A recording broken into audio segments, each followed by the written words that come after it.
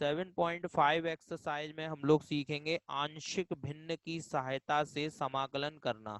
ठीक है, आंशिक भिन्न की सहायता से समाकलन कैसे करते हैं वो हम लोग यहाँ पर देखेंगे। ठीक है बेटा, तो देखो ध्यान से, सबसे पहले हमें समझना होगा आंशिक भिन्न क्या होती है। ठीक है, तो सबसे पहले हम समझते हैं बेटा आंशिक भिन्न के बारे में। आंशिक भिन्न, आंशिक भिन्न को हम लोग इंग्लिश में बोलते हैं पार्शियल फ्रैक्शन। पार्शियल फ्रैक्शन, ठीक है, इंग्लिश में हम इसे बोलते हैं पार्शियल फ्रैक्शन। ठीक है, अब इसकी सहायता से हम समाकलन कैसे करेंगे वो तो बाद की बात है, लेकिन सबसे पहले हम आंशिक भिन्न कैसे बनाएंगे वो हमें समझना होगा। ठीक है, तो आंशिक भिन्न कैसे बनाते हैं, देखो बेटा ध्यान से। जैसे मान लीजिए कोई भी हमें व्यंजक दिया हुआ है, परिमेय व्यंजक।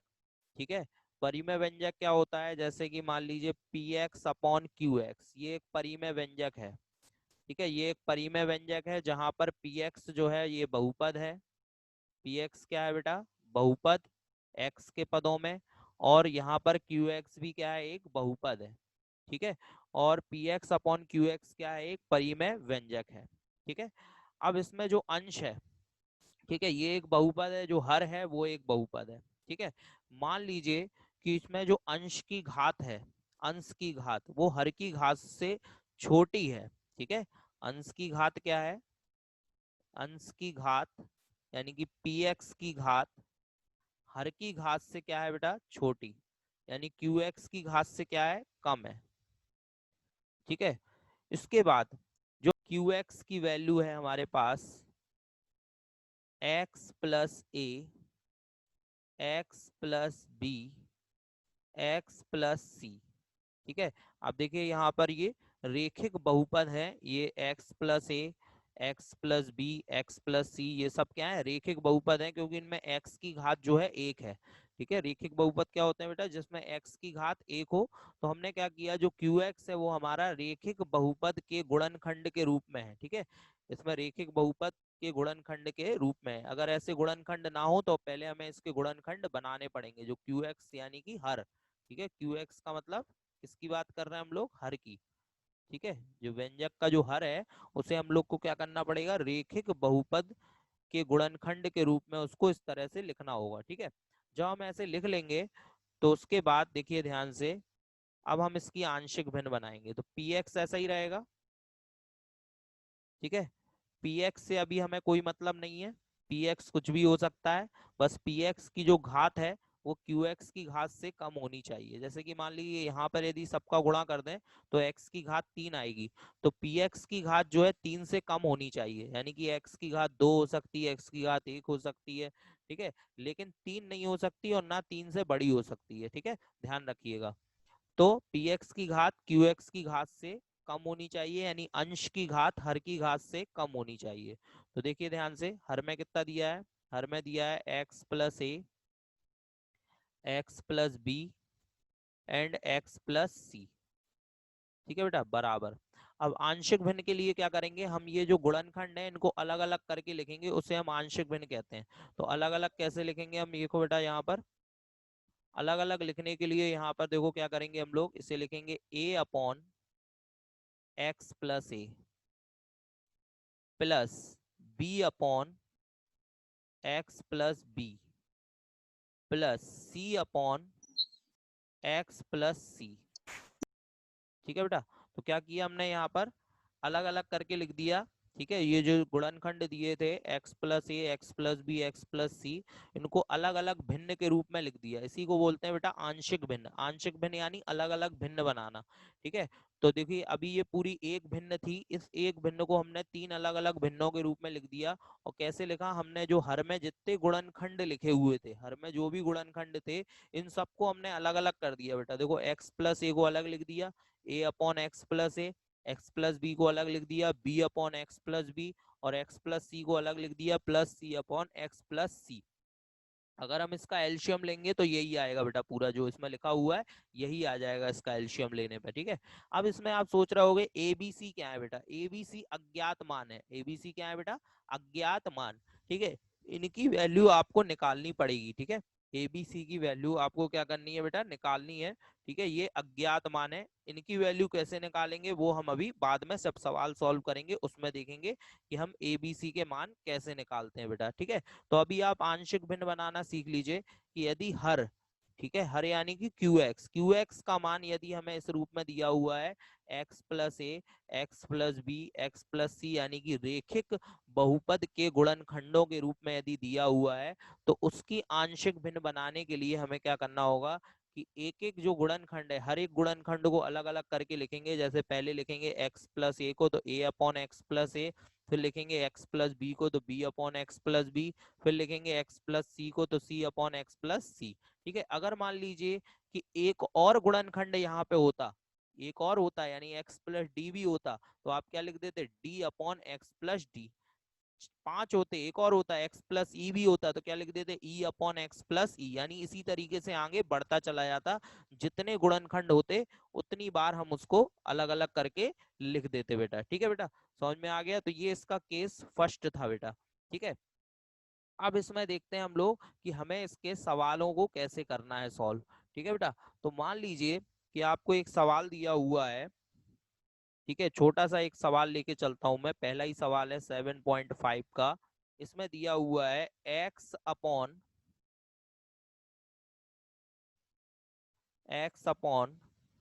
एक्स प्लस वन और x प्लस 2। ठीक है, इसका समाकलन करना है। तो समाकलन करने से पहले हम चूंकि आंशिक भिन्न की सहायता से इसका समाकलन कर रहे हैं, तो हम पहले इसकी आंशिक भिन्न बनाएंगे बेटा। ठीक है, तो पहले हम इसकी आंशिक भिन्न कैसे बनाएंगे, ध्यान दीजिए। हमें सबसे पहले बोला कि अंश की घात हर की घात से छोटी होनी चाहिए। तो आप देखो जरा, अंश की घात कितनी है बेटा, अंश में केवल x लिखा हुआ है, यानी x की घात 1 है।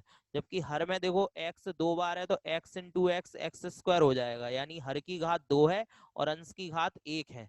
ठीक है, तो अंश की घात हर की घात से छोटी है। ठीक है, बिल्कुल ध्यान रखिए कि ये बहुत ही जरूरी कंडीशन है। अगर ये नहीं लगती है तो हम आंशिक भिन्न नहीं बना सकते। यदि अंश की घात हर की घात से छोटी नहीं होती है तो हम आंशिक भिन्न नहीं बना सकते। ठीक है, तो सबसे पहले अंश की घात हर की घात से छोटी होनी चाहिए। ठीक है, इसमें हम आंशिक भिन्न बना सकते हैं। तो देखिए बेटा, आंशिक भिन्न क्या बनेगी, ध्यान दीजिए। तो यहाँ पर a अपॉन पहला गुणनखंड कितना है बेटा, एक्स प्लस वन। ठीक है, प्लस b अपॉन दूसरा गुणनखंड कितना है बेटा, एक्स प्लस 2। ठीक है, चूंकि यहाँ पे दो ही गुणनखंड है इसलिए हमने दो ही लिखे हैं, a upon x plus one plus b upon x plus 2। ठीक है, अब इसको आप मान लीजिए समीकरण नंबर 1। ठीक है, अब इसमें a और b का मान कैसे निकालना है वो देखिए ध्यान से। ठीक है, अब हम क्या करेंगे, एलसीएम ले लो, इस तरफ एलसीएम ले लो, x अपॉन, ठीक है, ये पूरा ऐसा ही रहेगा बेटा, x plus one, x plus 2, और बराबर में इस तरफ अगर एलसीएम ले लिया जाए, तो मैंने बताया था एलसीएम हमेशा यही आएगा, यानी कि x plus one into x plus 2, यही एलसीएम आएगा बेटा। ठीक है, x प्लस 2 का गुणा a में कर दें तो a इंटू एक्स प्लस 2 हो जाएगा। x प्लस वन का गुणा b में कर दें तो b into x plus one हो जाएगा। ठीक है बेटा, अब हम इन दोनों को कैंसिल कर दे रहे हैं, देखिए ये दोनों क्या होगा बेटा, कैंसिल। ठीक है, ये दोनों कैंसिल हो गए। अब कितना बचा बेटा, तो ये बचा बेटा x बराबर a into x plus 2 plus b into x plus one. अब हमें a और b का मान निकालना है बेटा। तो ध्यान से देखिए a और b का मान कैसे निकालेंगे हम लोग।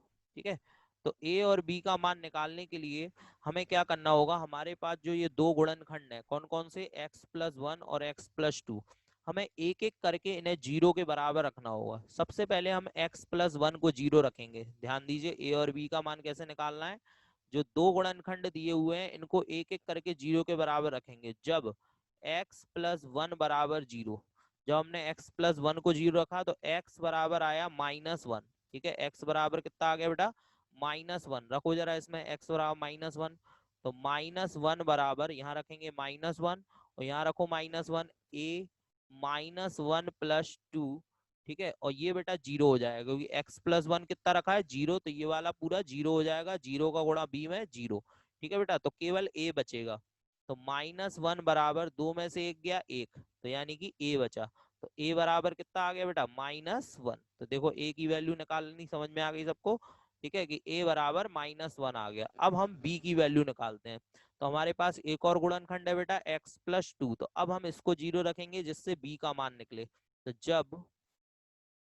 जब x+2 बराबर 0, तो x बराबर कितना आ गया बेटा -2। ठीक है, अब यहाँ पे रखो -2, तो -2 बराबर, अब देखो ये 0 हो जाएगा बेटा क्योंकि हमने x+2 की जगह 0 रखा है, और x+2 0 होगा तो a का गुणा होके वो भी 0 हो जाएगा। अब ये b बचेगा, ठीक है, b और x की जगह -2 + 1। ठीक है बेटा, -2 ऐसा ही, दो में से एक गए, -1 बचा, तो माइनस का b हो गया, और माइनस से माइनस कैंसिल कर दें हम लोग, तो b बराबर आ जाएगा बेटा 2। ठीक है, तो b की वैल्यू कितनी आ गई अपने पास 2। ठीक है, तो इस तरीके से हमें जो भी ए बी सी डी है वो सब निकालने हैं। ठीक है, आगे यदि और गुणनखंड होते हैं हमारे पास तो और मान होते, तो उनको भी हम 0 रख के इस तरीके से ए बी सी डी के मान निकाल लेते।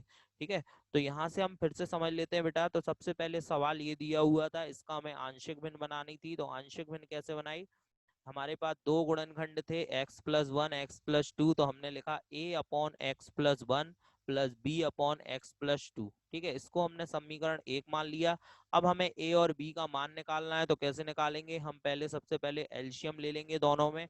एलसीएम क्या आ रहा है बेटा, यही आएगा जो इस तरफ है, x+1 × x+2। x+2 का a में गुणा कर दिया a × x+2, और x+1 का b में कर दिया b × x+1। इसके बाद ये दोनों कैंसिल होगा बेटा, यहाँ पर बचा x बराबर a x+2 + b x+1। ठीक है बेटा, इसके बाद हम क्या करेंगे, एक एक करके इन्हें 0 के बराबर रख देंगे। तो देखो x+1 को जब 0 के बराबर रखेंगे तो x बराबर -1 आएगा। ठीक है, और x बराबर -1 जब यहाँ पर रखेंगे तो a -1 + 2। ठीक है ना, तो दो में से एक गया तो एक बचा, तो a की वैल्यू -1 आ गई। इसी तरीके से फिर हमने x की जगह -2 रखा बेटा, x की जगह -2 बराबर b, x की जगह -2 + 1, -2 में से 1 गया तो -1 बचा, तो माइनस से माइनस कैंसिल कर दिया, b बराबर आ गया बेटा 2। तो जब हमारे पास a और b के मान आ गए, तो अब हम a और b के मान रखेंगे समीकरण नंबर 1 में। तो यहाँ लिखेंगे हम समीकरण 1 में a और b के मान रखने पर,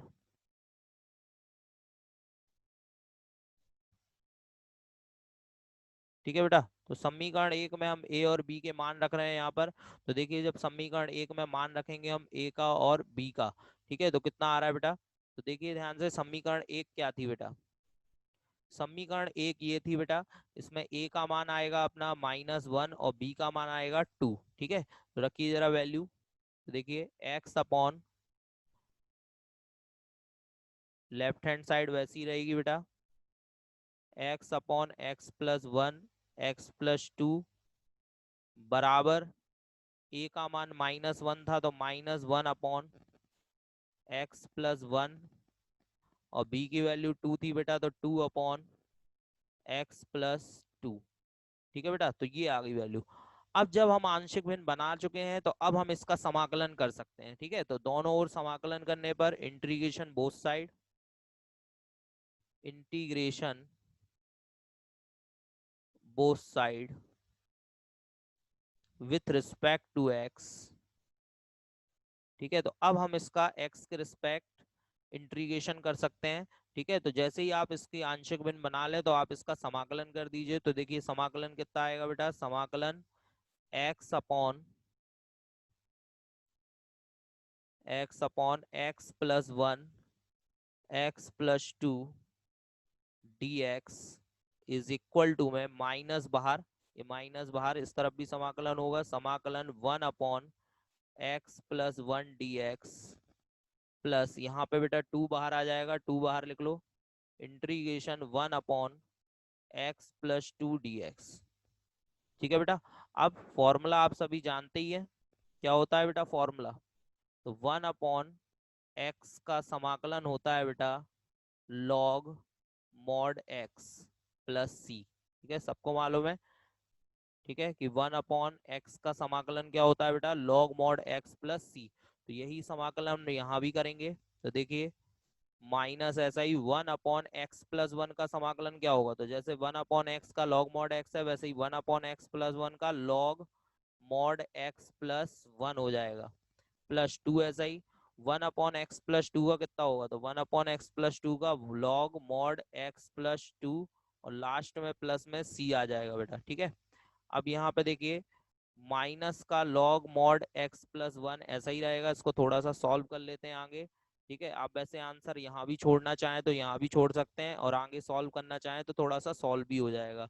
ये देखिए 2 आगे लिखा हुआ है, तो log m पावर n आप जानते होंगे n log m होता है, तो ये जो n आगे जो 2 लिखा हुआ है ये पावर में चला जाएगा, है ना। 2 log x+2 को हम क्या लिख सकते हैं यहाँ पे, log mod x+2 का होल स्क्वायर लिख सकते हैं यहाँ पे, और प्लस में c। इसी तरीके से log m minus log n, log m minus log n क्या होता है, log m upon n। log m upon n का फॉर्मूला और लगा सकते हैं, तो log ये हो जाएगा आपका x+2 का होल स्क्वायर, और अपॉन में आ जाएगा बेटा x+1। ठीक है, और प्लस में कितना c। ये बेटा आंसर हो गया। वैसे आप चाहो तो आंसर यहाँ पर भी छोड़ सकते हैं, कोई दिक्कत नहीं है, लेकिन अगर इसको पूरा सॉल्व करना चाहें आप तो यहाँ तक इसको पूरा सॉल्व भी कर सकते हैं बेटा। ठीक है, सबको समझ में आ गया। तो समाकलन करना तो बहुत ही आसान है, बस मेन है इसमें आंशिक भिन्न। यदि आप आंशिक भिन्न बना लेते हैं तो इसका समाकलन भी बहुत ही आसानी से आप इसका कर सकते हैं। ठीक है बेटा, अब इसी तरीके से इसमें जो नेक्स्ट क्वेश्चन दिया हुआ है इसी का सेकंड वाला पार्ट, सेकंड वाले पार्ट में लिखा हुआ है 1/x² - 9। ठीक है, इसी का सेकंड पार्ट है नंबर 2। इसमें लिखा है 1/x² - 9 और इसका हमें समाकलन करना है। ठीक है, तो अगर आपको फॉर्मूला याद हो 1/x² - a² का, तो वो लगा दीजिए। और यदि आंशिक भिन्न से इसे करना है, ठीक है ना, आंशिक भिन्न से अगर इसे करना है तो हमें पहले इसकी आंशिक भिन्न बनानी होगी। ठीक है, और आंशिक भिन्न कैसे बनेगी बेटा, हम इसके रेखिक गुणनखंड करेंगे। x² - 9 के रेखिक गुणनखंड, x² - 9 के रेखिक गुणनखंड कैसे होंगे, तो x² - 9, 9 को लिख लेंगे 3 का स्क्वायर, और a² - b² क्या होता है बेटा, a + b, a - b, यानी x + 3 x - 3। ये इसके रेखिक गुणनखंड होगा बेटा। ठीक है, ये अब जब हम यहाँ पर रख देंगे x² - 9 की जगह रख देंगे। ठीक है, यहाँ पर कितना रख दें हम लोग, x² - 9 की जगह x + 3 एंड x - 3। ठीक है बेटा, तो इसके जो आंशिक भिन्न बनेगी a/x + 3 एंड प्लस b/x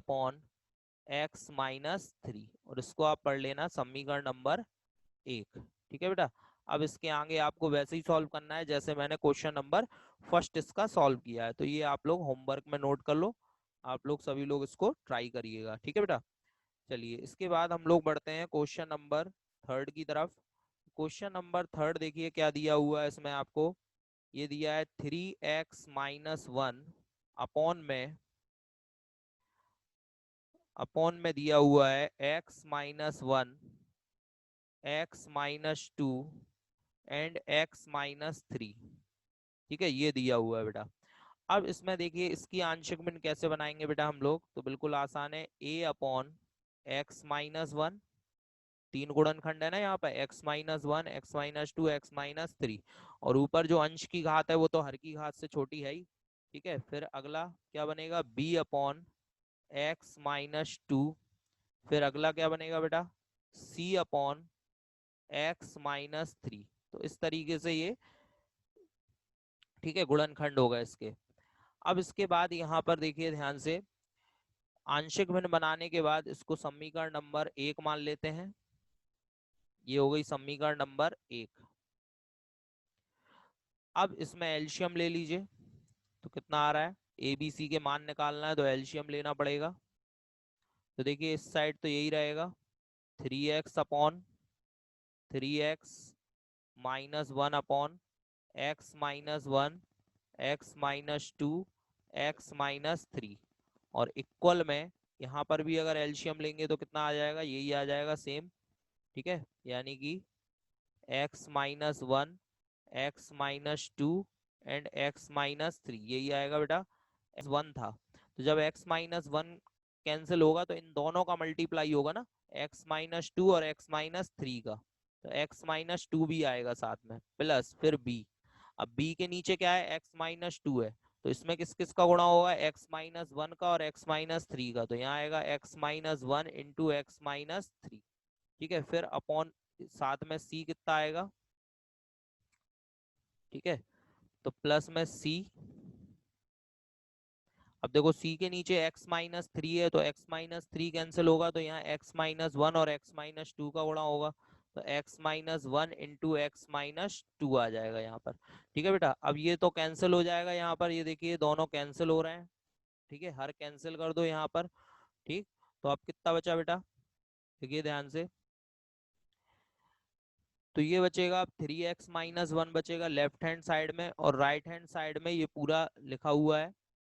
ठीक है, तो three x minus one is equal to a. ठीक है, ए के साथ में कितना, x minus two x minus three, plus b, b के साथ में x minus one x minus three, और प्लस सी, सी के साथ में x minus one x minus two. अब हमने बताया था बेटा कि ए बी सी के मान निकालेंगे कैसे, तो ये जो गुणनखंड लिखे हुए हैं जैसे x minus one x minus two x minus three, इनको एक एक करके जीरो के बराबर रखना है आपको। ठीक है, तो एक एक करके जीरो के बराबर रखिए। सबसे पहले जब x माइनस वन बराबर जीरो, तो x बराबर कितना आ गया बेटा, वन। जब x माइनस वन को जीरो रखा है, x बराबर वन रखो जरा, यहाँ पे तीन एकम तीन, माइनस एक बराबर यहाँ पे रखो बेटा a, one minus two, one minus three, और बाकी में रखोगे तो जीरो हो जाएगा। क्यों, देखो यहाँ पे x माइनस वन है, यहाँ भी x माइनस वन है, और x माइनस वन की जगह जीरो रखेंगे तो b जीरो हो जाएगा, b पूरा जीरो हो जाएगा बेटा, और c भी पूरा जीरो हो जाएगा बेटा। ठीक है, अब थ्री में से वन गया तो यहाँ पर बचा टू बेटा। ठीक है, और यहाँ देखिए ये दो में से एक गया माइनस एक, और तीन में से एक गया माइनस का दो। ठीक है बेटा, टू ऐसा ही, ये देखो माइनस टू माइनस वन कितने हो गए, माइनस माइनस प्लस, दो एकम दो। ठीक है, और दो से ये दो कैंसिल कर दीजिए बेटा, तो a बराबर कितना आ गया बेटा, वन। ये देखिए a की वैल्यू वन आ गई आपके पास। अब हमें निकालनी है b की वैल्यू। तो अब हमारे पास अगला गुणनखंड है x माइनस टू, तो जब हम x माइनस टू को जीरो के बराबर रखेंगे तो x बराबर टू आ जाएगा बेटा, x बराबर टू आ गया। अब x बराबर टू रखो इसमें, तो ये देखो दो तिया छः, माइनस एक बराबर, यहाँ पर रखोगे दो, तो अब ये जीरो हो जाएगा बेटा, x माइनस टू, ये a वाला जीरो हो गया और c वाला भी जीरो हो गया क्योंकि इसमें भी x माइनस टू है। अब बचेगा केवल b वाला, तो b two minus one and two minus three. ठीक है बेटा, तो छह में से एक गए तो यहाँ पर पांच बचा, और यहाँ पर b दो में से एक गए एक बचा, और तीन में से दो गए तो यहाँ माइनस का वन बचेगा, तो ये माइनस का हो जाएगा, माइनस को इधर ले आओ, या ये फाइव बराबर माइनस बी हो गया, और बी की वैल्यू कितनी आ गई बेटा, माइनस के पाँच। ठीक है, तो ये बी का मान आ गया अपने पास माइनस के पाँच। इसके बाद अब हमें निकालना है सी का मान, तो अभी हमारे पास एक गुणनखंड और है, तो उसको जीरो रखेंगे जब x माइनस थ्री बराबर जीरो, तो x बराबर कितना आ गया बेटा, थ्री। रखो जरा, ये तीन तिरका नौ, माइनस एक बराबर, अब देखो पहला वाला जीरो हो जाएगा क्योंकि इसमें x माइनस थ्री है, दूसरा वाला भी जीरो हो जाएगा क्योंकि इसमें भी x माइनस थ्री है। अब बचेगा केवल तीसरा वाला। ठीक है, तीसरे वाले में x की जगह थ्री रखेंगे, थ्री माइनस वन, एक्स की जगह थ्री रखा, थ्री माइनस टू, नौ में से एक गया आठ, और यहाँ तीन में से एक गया दो। ठीक है, तीन में से एक घटाएंगे तो ये दो बचेगा यहाँ पर, और यहाँ पे तीन में से दो गए तो एक, दो से काट दो, दो चौके आठ, तो यहाँ चार बचा, तो सी की वैल्यू कितनी आ गई बेटा, फोर। तो फाइनली हमारे पास सी का मान आ गया फोर। अब ये ए बी सी तीनों मान उठा के हमें किस में रखना है, समीकरण नंबर एक में। तो ये देखिए ये समीकरण एक थी, इसमें हमें ए बी सी के मान रखना है। ठीक है, तो ए बी सी के मान कितने निकले हैं बेटा अपने पास, वन माइनस फाइव फोर। चलिए तो इसे रख देते हैं हम लोग। तो देखिए समीकरण क्या था, समीकरण एक में ए बी तथा सी के मान रखने पर, के मान रखने पर, तो ए बी तथा सी के मान रख दीजिए बेटा समीकरण नंबर एक में, ठीक है। तो कितना आएगा बेटा, 3x-1 बटे में x-1, x-2, x-3 इक्वल में बेटा। अब इक्वल में ए बी सी के मान रखना है पहले तो हमें। तो देखिए जरा, ए का मान है 1, तो 1/x-1।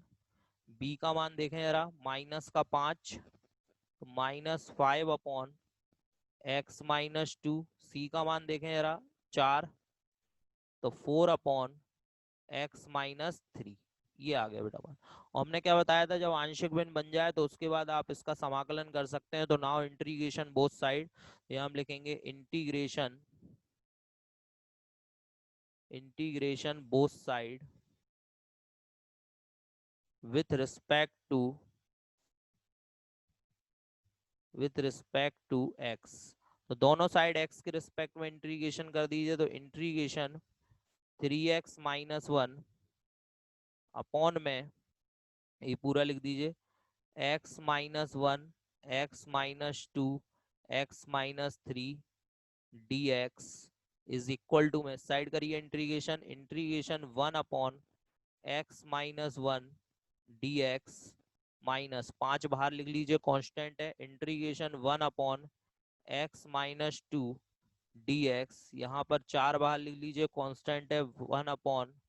1/x-3 dx, ठीक है। जो अभी पिछले क्वेश्चन में हमने फॉर्मूला लगाया था वही फॉर्मूला लगेगा। 1/x का इंटीग्रेशन लॉग मॉड x, तो 1/x-1 का लॉग मॉड x-1, 5 ऐसा ही 1/x-2 का लॉग मॉड x-2 और +4 ऐसा ही 1/x-3 का लॉग मॉड x-3 और प्लस में c, ठीक है। ये इसका आंसर हो गया। आप यहाँ पर आंसर छोड़ना चाहें यहाँ तक छोड़ सकते हैं, या फिर इसके आगे और करना चाहें तो जैसे अभी मैंने पिछले क्वेश्चन में किया था ना, log m⁴n, ये 4 ऊपर चला जाएगा, x-3 की होल पावर 4 हो जाएगा। या 5 ऊपर चला जाएगा तो log x-2 की होल पावर 5 हो जाएगा। फिर log m plus log n और log m/n का फॉर्मूला यहाँ पर अप्लाई कर देंगे हम लोग, ठीक है बेटा। तो इससे ये आगे और भी सॉल्व हो सकता है, बट इतना आप आंसर छोड़ना चाहें तो इतना भी सफिशियंट है। इतना आंसर भी यहाँ पर आप छोड़ सकते हैं, ठीक है बेटा। आ गया अब इसी का जो है क्वेश्चन नंबर 4th भी ऐसा ही है, ठीक है। 4th वाला भी ऐसे ही करना है आपको। उसमें भी जो हर है वो तो सेम ही है बिल्कुल, x-1, x-2, x-3, ठीक है। और 5th वाले में क्या करेंगे, 5th वाले में हम गुणनखंड कर लेंगे, ठीक है। 2x/x² + 3x+2, इसमें गुणनखंड कर लेंगे पहले 5th वाले में, ठीक है। किसके, x² + 3x+2 के गुणनखंड कर लेंगे और उसको आगे इसी तरीके से सॉल्व करेंगे। देखो मैं बता दे रहा हूँ गुणनखंड कैसे करने हैं, ठीक है। तो 5th वाला दिया हुआ है अपन को, 2x/,